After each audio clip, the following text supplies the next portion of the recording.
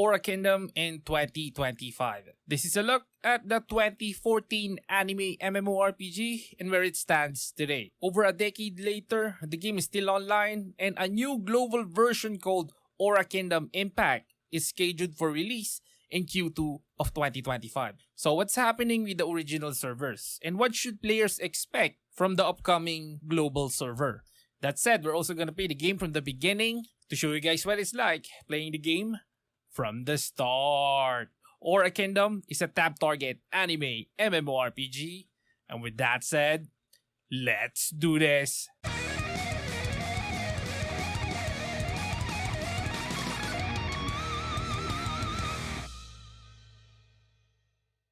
The main version, still developed and operated by X-Legend, remains active with updates. Recent changes include class adjustments, expanded Sky Tower floors, new Eidolons added to the Eidolon link system, and ongoing tweaks based on player surveys. A server merge is also in development, with testing underway to preserve player data and system stability. Now, gameplay still follows the original tab target model with Eidolon companions, class skill trees, and instance dungeons. The anime style visuals remain consistent with the original release, and while the core system haven't changed, more layered progression and quality of life features have been added over time.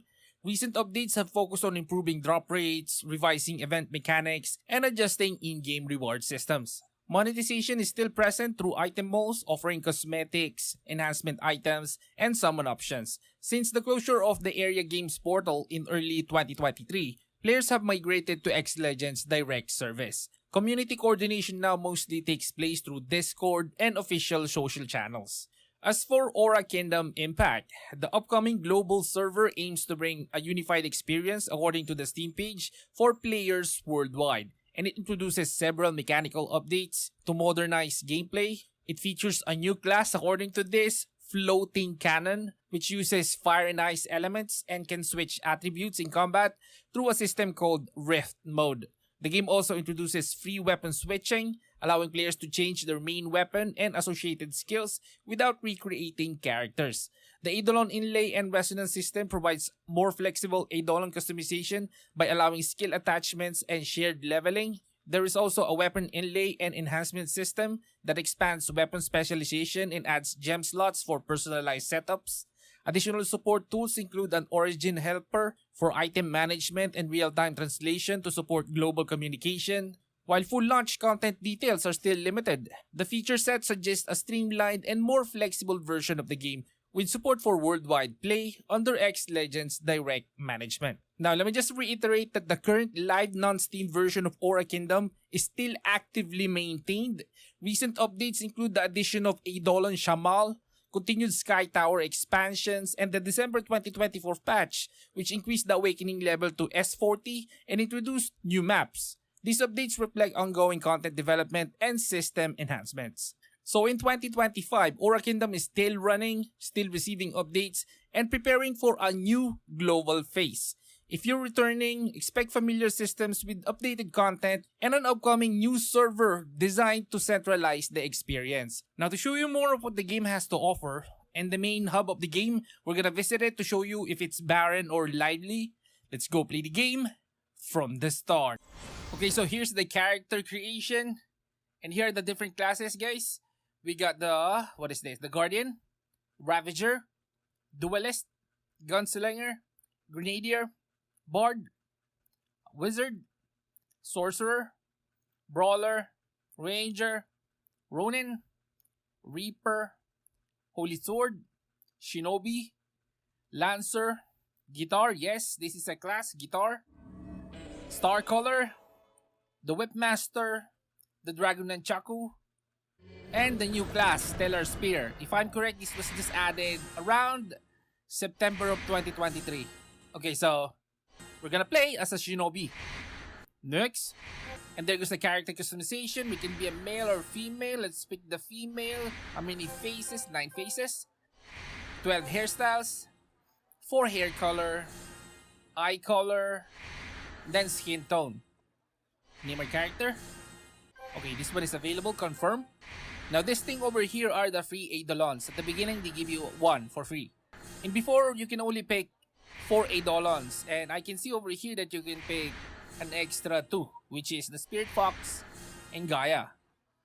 This one is the Unicorn, by the way, then the Dragon, Sylph, and you. Let's go try picking the Spirit Fox. Confirm. And we are in the game. By the way, if you're not interested in the story, you can just press skip and it would just automatically confirm. Okay, accept. Now the game is asking us to equip this shuriken, but before that, I think we need to read this. Okay, this is just the controls. We can move with WASD. And also pointing click is also, click to move is also doable.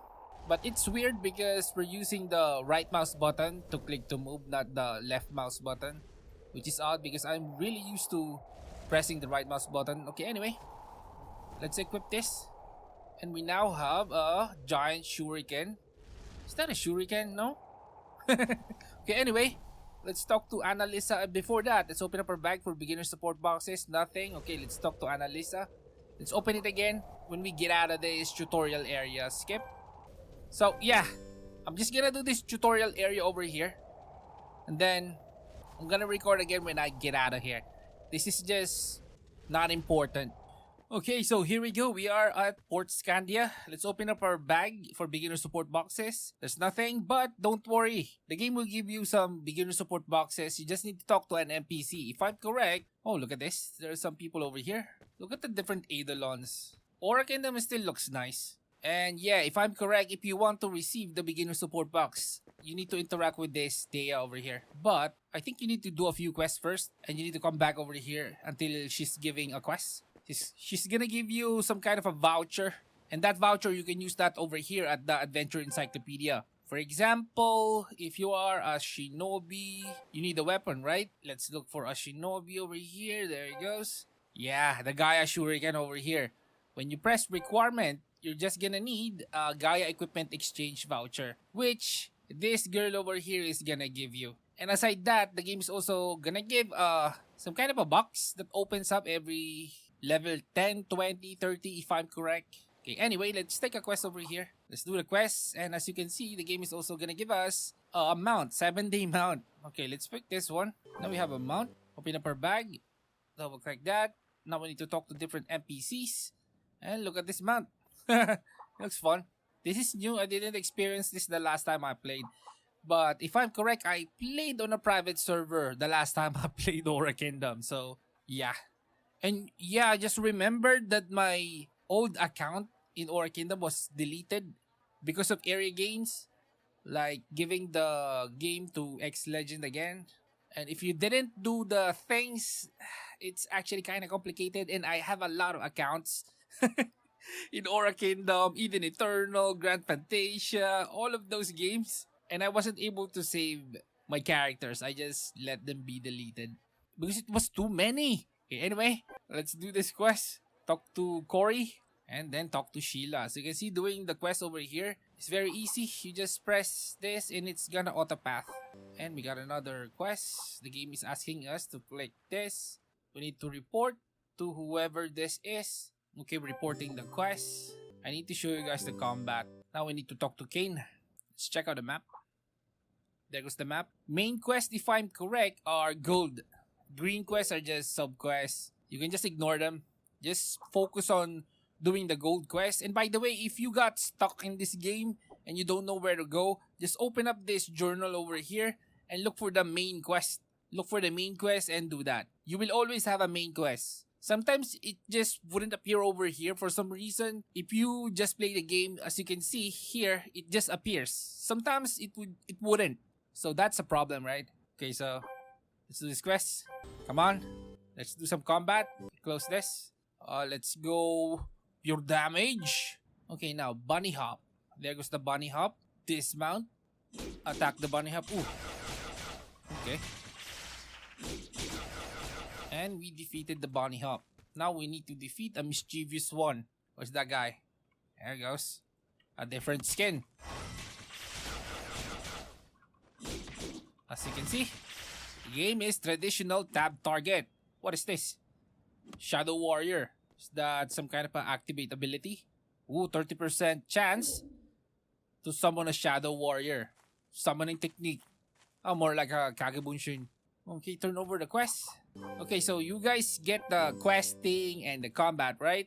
How about let's go back to the city and see if the NPC that I'm talking about earlier is giving the voucher and the beginner support box. It's just over here. So just remember that this NPC over here is gonna give you something that's gonna help you level up faster. It's gonna give you a strong weapon. Yeah, a weapon that levels up as you level up. It's kind of like the legacy equipment in Eden Eternal. I mean, Grand Fantasia. Okay, so now let's go to Nevea, one of the main hubs in Aura Kingdom, so you can see if the game is dead or alive. Let me just switch character, and then I'm gonna record again when I get to Nevea. Be back in a bit. And before we explore, you can already see that there's a lot of people in here. Maybe not that much. Okay, anyway, let's check out the overlay stats, so we can see how this game performs. And as you can see over here, the game at the city, Nevea, is hitting around 66 frames. Decent enough. Let's move around. As you can see, the game is stuttering while we're moving, but it's tolerable. It's not that bad. Let's jump around. Ooh, we can double jump. I'm still not used to the controls. Okay, so the FPS will go down to 40 if we're really jumping around doing a lot of stuff. How many GPU memory utilization? Oh, it's very low. As you can see, it's just 2.5 gigabytes. So you can use an entry level here. If I'm correct, I'm pretty sure that you can use an APU to play this game on integrated graphics. This game isn't really demanding to the computer resources because it's decently optimized. As you can see, my GPU is barely even used. We're in the city, there's a lot of NPCs and characters over here, and it's only using 80 watts, 90 watts. If you're playing outside, you're leveling up, it's probably hitting around 70, 60. So yeah, this game isn't really demanding when it comes to PC resources. And okay, here we are at Nevea. This is where you usually see a lot of people. So you can see, there's a lot of people over here, and over there, and over here. So you decide if this game is dead or alive. As you can see over here, this is the new Eidolon over here, Shamal. Man, look at this. This is too detailed. If you just play this game, you wouldn't know that this game is more than 10 years old now. Okay, so when you play the game, the leveling is very easy, by the way. Based on the leveling that I did, I think a day or two will max you out here, or at least get you closer. So how about let's roam around, check out the areas. How about the marketplace? There's a marketplace here. I forgot where it is. No, it's not here. It's somewhere over here. Yeah. If I open up my bag, as you can see, there goes the Envoy support cube. This is what you're gonna get. When you open this, it's gonna give you useful items, some VIP, some wings, item that's gonna help you move faster, you know, those stuff, a weapon, armors.